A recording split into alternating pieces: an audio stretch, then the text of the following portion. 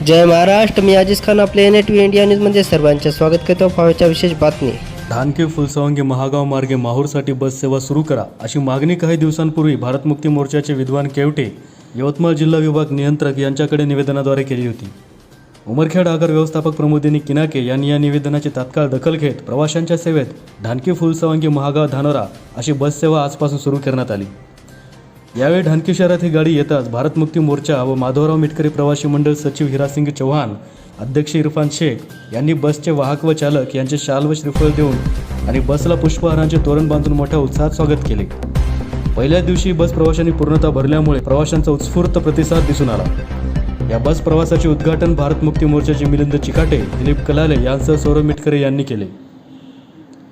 प्रवाशांच्या वतीने भारत मुक्ती मोर्चाचे विद्वान केवटे यांचे नागरिकांकडून कौतुक होत आहे. तसेच उमरखेड आगाराचे व्यवस्थापक प्रमोदिनी किनाके यांचे सर्वत्र आभार व्यक्त केले जात असतानाच ही बस आता कायमस्वरूपी सुरू राहावी अशी आशा देखील प्रवाशांकडून व्यक्त केली जात आहे. NATV इंडिया न्यूजसाठी इनायत शेख, ढानकी.